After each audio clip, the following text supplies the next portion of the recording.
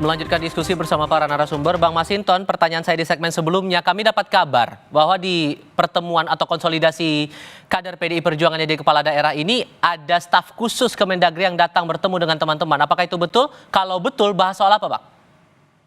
Iya, tadi ditugaskan oleh Pak Mendagri ya, Pak Herimen. Tadi kita bertemu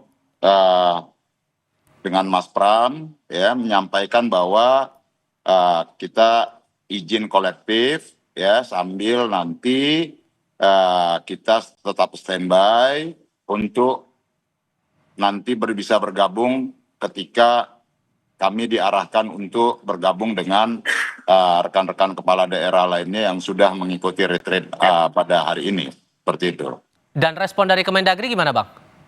Ya, responnya sangat welcome, ya, dan memahami suasana sikap politik PDI Perjuangan dan memahami bahwa ini adalah sebagai sebuah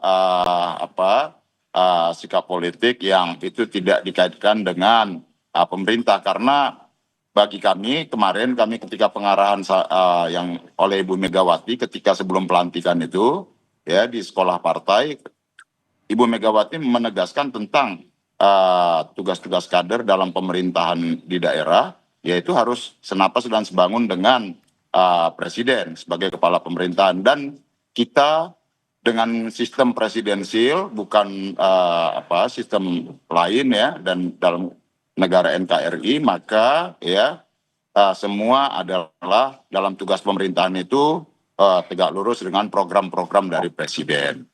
Oke, Seperti itu. Lalu apa permintaan dari Kemendagri dalam diskusi waktu itu, Bang? Intinya kami berkomunikasi bahwa kapanpun kader-kader dari PDI Perjuangan, kepala daerah PDI Perjuangan untuk bergabung nanti dipersilahkan, seperti itu.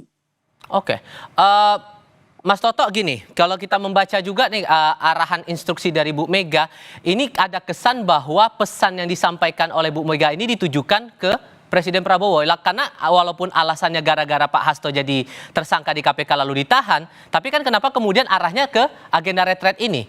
Anda menangkap hal yang sama juga kalau publik membacanya demikian, atau gimana? Itu yang tadi saya kritik ya. Sebuah tamparan keras harus diakui buat PDI Perjuangan, sekjennya kemudian ditahan. Apapun, semua partai pasti akan terguncang dan mungkin akan melakukan sebuah upaya perlawanan balik. Tetapi apakah pelurunya ini ditembakkan dengan menggunakan pistol dan peluru yang benar, itu yang menurut saya salah. Perlawanan balik, kalau betul ini disebabkan oleh ditahannya Mas Hasto, harusnya ya dilakukan dalam konteks hukum juga, dan tidak kemudian masuk ke ranah yang lain yang membuat tafsir dari masyarakat konstituen menjadi bermacam-macam, termasuk tafsir dalam dialog ini. Atau Mas Burhan tadi mengatakan bahwa ini berarti indikasi bahwa akan menjadi oposisi. Harusnya kan dipisahkan.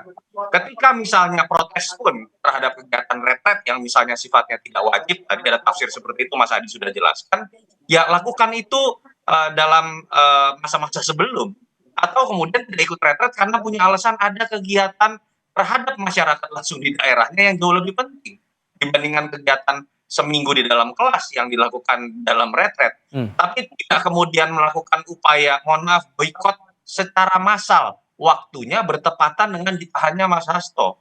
Kan akhirnya kan ini menjadi pendidikan politik bahwa seakan-akan bargaining politik atau barter politik itu bisa terjadi dengan saling menyandera satu sama lain.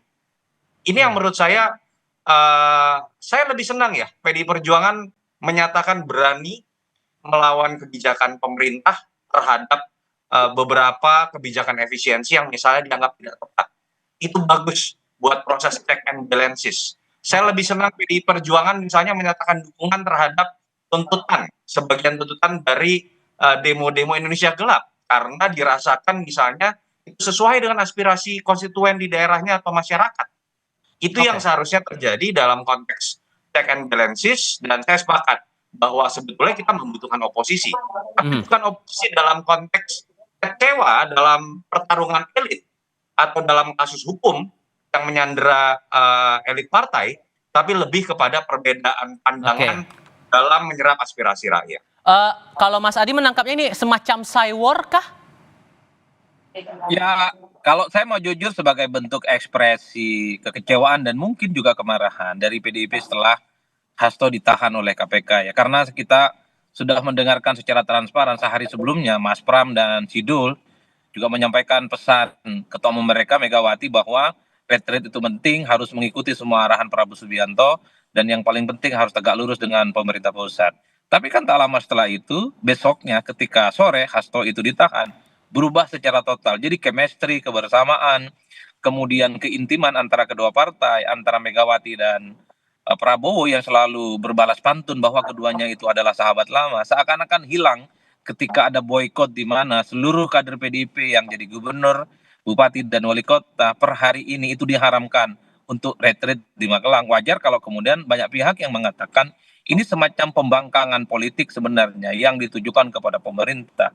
Kalau mau jujur sebenarnya retreat ini adalah program Prabowo, wajahnya Prabowo.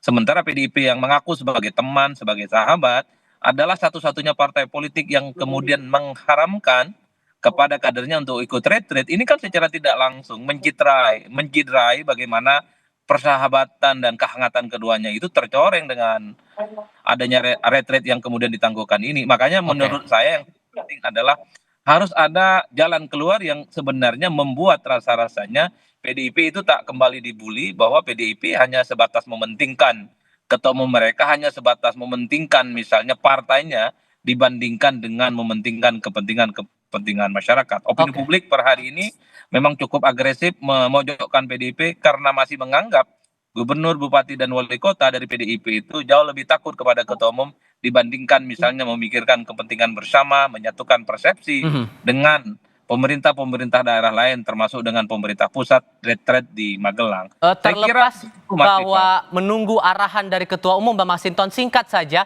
apa syarat yang membuat teman-teman PDI Perjuangan akan memilih bergabung ikut retret? Ya, kami nggak ada syarat untuk memilih ikut retret itu, ya nggak pakai syarat. Ya kita nunggu arahan aja. Nah kemudian tentu dalam hal ini tidak ada yang terganggu itu dalam aspek tugas-tugas pemerintahan daerah ya. Karena ini prosesnya baru dilantik ya, dan kita juga memiliki wakil kepala daerah atau wakil bupati yang itu langsung bisa bekerja, mengkoordinasikan dan memimpin pemerintahan. Jadi secara fungsi pemerintahan menurut saya tidak ada yang terhambat dalam hal ini ya, karena semua kader-kader PDI Perjuangan itu sudah diajarkan dalam sekolah partai dan dididik untuk tetap mengedepankan keberpihakan kepada rakyat kecil itu. Jadi bakal datang di malam ini ya? Jadi bakal datang di malam ini ke Akmil, Bang? Mastiin aja nih. Kami menunggu waktunya kapan ya, insya Allah dalam waktu dekat. Oke, masih wait and see tampaknya. Oke, Bang Masinton, Mas Toto, Mas Adi, terima kasih sudah berdiskusi bersama kami. Selamat sore semuanya. Terima kasih.